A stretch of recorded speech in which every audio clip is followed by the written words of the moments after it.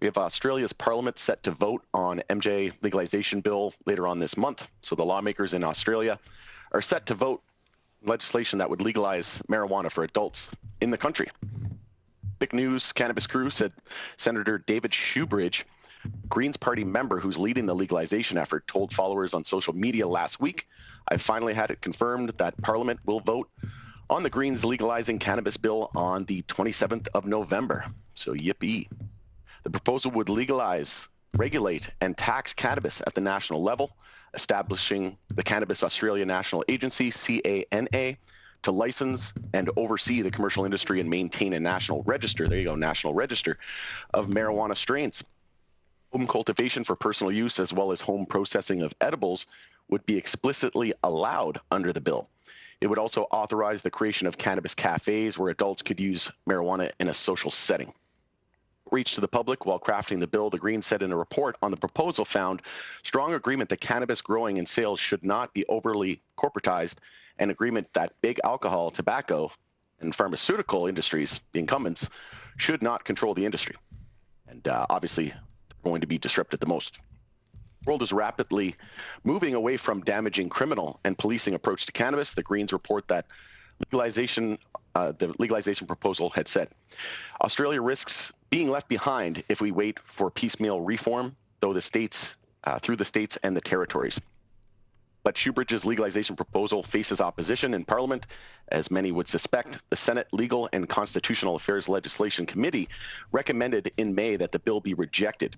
The panel's report acknowledges some of the harms in criminalizing cannabis, but also warns that ending prohibition would lead to a sharp rise in marijuana consumption that could carry health risks. On the basis of the evidence received by the inquiry, there are great risks involved in introducing a legal market for recreational cannabis use, concludes the report. Authored by Senator Paul Scar, a Liberal Party member, an analysis of recent survey results said it indicates that a whopping over 1 million additional Australians would try cannabis if legal recreational markets were established. The fact that the percentage of Australians who have indicated that they would try cannabis if it was legal, this has substantially increased over the last 14 years, and it requires urgent policy consideration. Clearly, the potentially disastrous health consequences of cannabis use are not fully understood by the Australian public, including young Australians who are suffering emotional distress and are particularly vulnerable. The 73-page legislative report on the bill notes that the Parliamentary Budget Office is forecasting the proposal would generate about $28.2 billion in government tax revenue over the next 10 years if products were to be taxed at 15%, or roughly $36.8 billion if the tax rate were increased to 25%. On social media, the Greens said further that the policy change would direct billions from organized crime to local businesses and bold entrepreneurs, bringing safe, high-quality cannabis products to all. Despite the divisions between lawmakers on legalization, the Greens are optimistic, describing that the current momentum is the best chance we've ever had to advance and ending the cannabis prohibition. We've had a mandate for change, a federal parliament that's not tied to bad old state-based cannabis laws, and Greens in the balance of power in the Senate. Says a party website about the cannabis proposal, "This is the best chance we have ever had to do it, so let's get with it." Currently, the Greens control 11 out of 76 seats in the Australian Senate. We have cannabis remaining illegal federally in Australia outside of the country's highly restrictive medical marijuana program, though some reforms have been adopted at the local level. In the Australian Capital Territory, for example, which includes the national capital of Canberra and surrounding areas, a policy took effect in October of last year decriminalizing the possession of small amounts of illicit drugs. That reform built on an existing marijuana decriminalization policy put in place years earlier. In terms of other substances at the national level, the Australian government last year rescheduled psychedelics psilocybin and MDMA to provide access to people with post-traumatic stress disorder, PTSD, and treat resistant depression. Listing these substances in Schedule 8 for therapeutic use under the country's drug code allows psychiatrists who meet the required standards to prescribe the psychedelic. Drugs remain in the stricter Schedule 9 for unauthorized use. Exciting times. We're looking to follow in the footsteps of Germany, Canada, and we'll see what happens. Here's to hear what everybody else I'm is. so excited. I am super excited. I'm actually looking at opportunities there, so that would be amazing. Obviously, Cool. California, you are saturated. I love your weed, but I have bills and things. So I think this is amazing. I'm looking forward to it. This follows, the decision in Victoria to allow drivers to keep their license if there's cannabis in their system instead of just blanketly snatching it for 6 months, which was the traditional way of doing things. So I'm excited to see some meaningful legislation coming out of Australia from down under. So let's see if I can get in on that.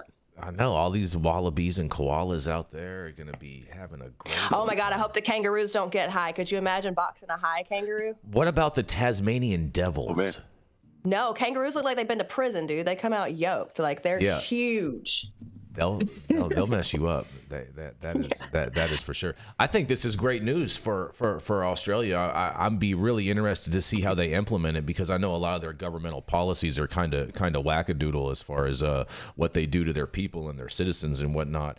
But I think this is fantastic. And again, just like you had mentioned, Jenny, we did see some positive news come out of Australia in regards with drugged driving and their enforcement methods to do that, and that they're coming around to a little bit more of a reality of a sensical nature in regards to that. So hopefully Australia is getting with the times, and this, like I said, this is fantastic news. Yeah, and Aussies love their weed, so I think that once again, the will of the people. And this is exciting. I'm really excited to see what happens on the 27th. I'm definitely gearing up for that. So it's going to be awesome. Yeah, this is going to be great. What do you think about this, Jess? For Australia, I mean, just the way that article was written, it sounds like they're going down a good path. Let's hope that's actually what they do. Yeah, we will definitely keep on following along with this story. I mean, I don't have a lot of optimism with what I've seen from government policies within Australia and whatnot, but I'm going to remain hopefully optimistic on this one. What do you think, Ray? You going to want to put some money into some cannabis businesses in Australia down under? Sounds too far away from me to keep an eye on my investment. I try to stay in the same time zone. But now they have like the virtual world, you know what I mean? You can just like log on and see what's happening. You know, I have not followed Australia at all, and when I don't follow things closely, I don't feel comfortable deploying capital. Okay. So maybe you can bring me up to speed. We will bring you up to speed, because Greg is going to be watching High at 9 News every day, so that way he can keep up with the speed of things happening in the developing, ever-changing cannabis industry. No better way, right? That is right. You know that. That is for sure, without a doubt.